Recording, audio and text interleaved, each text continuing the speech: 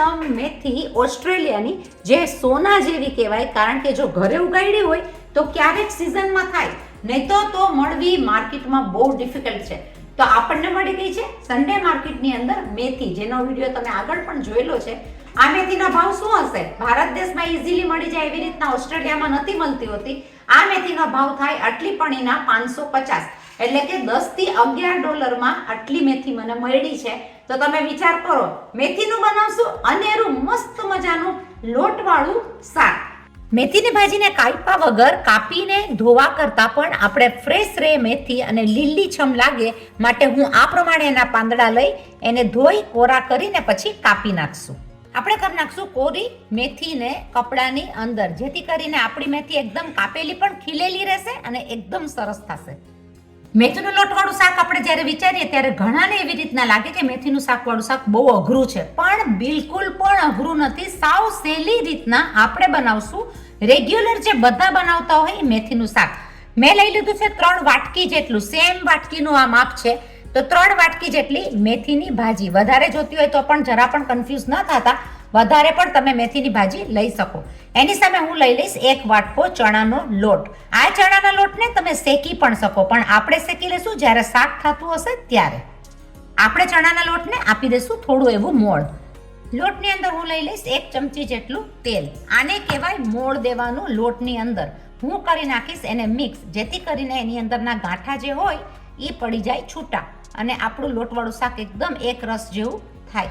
ઘણા શેકીને લેતા હોય છે, ઘણા આવી રીતના મોળ દઈને લેતા હોય છે.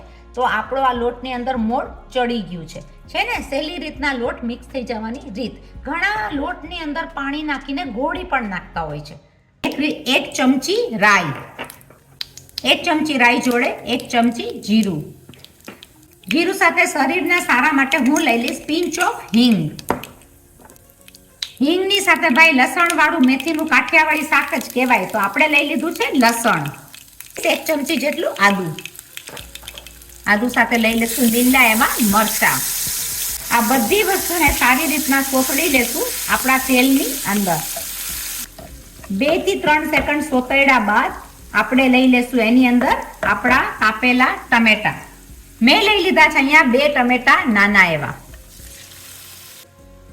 ભાઈ ટમેટા તો ફટાફટ ચડી જાય તો આપણે નાખી દઈશું જરાક એવું મીઠું.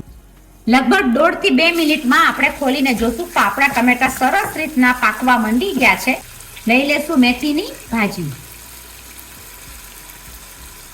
મેથીની ભાજી નાખશું ત્યારે લાગશે કે એટલી બધી મેથીની ભાજી થઈ ગઈ છે, પણ 2-3 મિનિટની અંદર તો એ સોતળાઈને થઈ જશે જરાક એવી.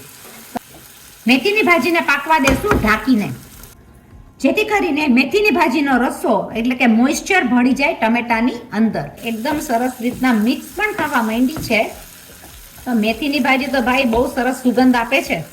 ભારત દેશમાં તો રસ્તે રસ્તે ઇઝીલી મળી જાય. ઓસ્ટ્રેલિયામાં ઘરે ઉગાડી હોય તો ઠીક છે, બાકી ઉગાડે છે વધારે વિયેતનામીઝ અને ચાઇનીઝ. ચલો ભાઈ, મેથીની ભાજી તો સરસ પાકવા માંડી ગઈ. હું કરી નાખીશ એની અંદર આપણો એકદમ સ્વાદિષ્ટ મસાલો, કારણ કે ભાઈ આમાંથી તો તેલ પણ છૂટવા મંડી ગયું છે. નાખી દેશું 1 ટેબલ સ્પૂન જેટલું ધાણા જીરું. હળદર આપણે વધારે નહીં લઈએ, જેથી કરીને લીલીછમ ભાજીનો કલર રહે. તો મેં લઈ લીધું છે અડધી ચમચી હળદર. હું લઈ લઈશ તીખી મરચાની ભૂકી 1 ટેબલ સ્પૂન. લાલ નાખશું, કાશ્મીરી નાખશું તો લાલ ચટક થઈ જશે. નાખી દેશું થોડુંક એવું માપથી નિમક.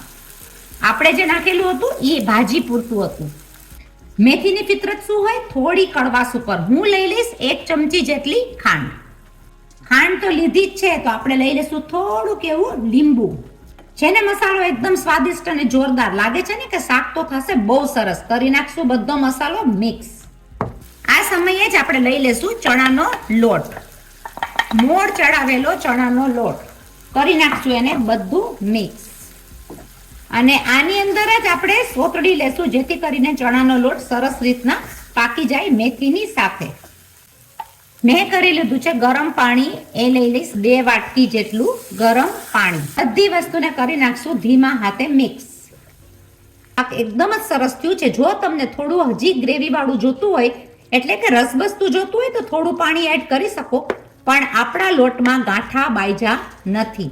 અને આ લોટવાળું શાક કોઈ પણ કરી શકે ઇઝીલી. એ જોવા માટે આ શાકની રેસીપી બહુ જ સરસ છે. તો શેર કરજો, સબસ્ક્રાઈબ કરજો અને લાઈક અને ફોરવર્ડ જરૂર કરજો. જો આ શાક મસ્ત રીતના થઈ ગયું છે. આ શાકને આપણે ચડવા દેશું 2 થી 3 મિનિટ. આપણે એને ઢાંકી દેશું. તો તેલ બહાર નીકળવા માંડે આપણે કરી દેશું શાકને બંધ.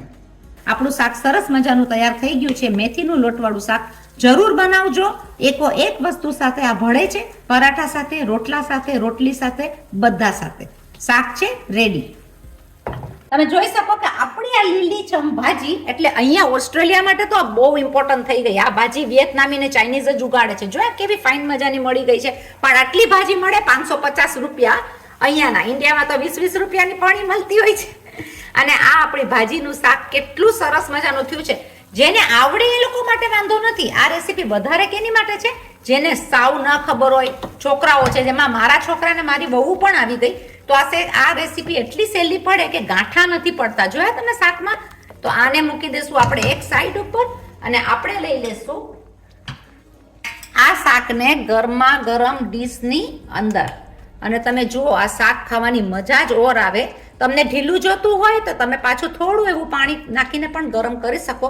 બિલકુલ પણ ગાંઠા વગરનું આ શાક પરફેક્ટ માપ સાથે થાય છે. મેજરમેન્ટ એકદમ પરફેક્ટ છે. એની સાથે આપણે ઉતારી નાખ્યા ગરમા ગરમ રોટલા. હવે ઓસ્ટ્રેલિયાની અંદર રોટલા તો જો ઘરે દળતા હોય લોટ તો અલગ વાત છે. બાકી જે અહીંયા રેડીમેડ લોટ મળે છે ને એમાંથી રોટલા કરવા પણ બહુ અઘરા થાય છે. રોટલા તૂટી જાય કાં વક વગરનો લોટ હોય. અહીંયા પહોંચતા તો રોટલાવાળા હાથથી પણ હું તમને બતાડું કે આ રોટલાની અંદર આપણે અલગ જ રીતના રેસીપી હોય છે કે થોડો ઘઉંનો લોટ નાખીને આપણે બનાવ્યા છે. એ પણ નાખશું કે કઈ રીતના સહેલી રીતના રોટલા બનાવાય. અને એની જોડેનું શાક તમે જોઈ શકો સહેલી રીતના શાક બની ગયું છે. તો આ જરૂર બનાવજો, શેર કરજો, સબસ્ક્રાઇબ કરજો, લાઈક કરજો, આગળ ફોરવર્ડ કરજો. આપણે આવી સિમ્પલ રેસીપી બહુ લઈને આવશું. એ તરત જ બની જાય જે આપણે વર્ષોથી ઘરમાં બનાવતા આવ્યા છે, પણ ઇઝીલી બની જાય. તો શાક થયું છે બહુ જ સરસ અને ખાવામાં લાગે એકદમ ટેસ્ટી. પરફેક્ટ માપ. કે કડવાશ પણ મેથીની બિલકુલ નથી. તો બનાવજો જરૂર. મળીએ જ પાછા બીજી નવી રેસીપી સાથે. ત્યાં સુધી stay safe and bye bye.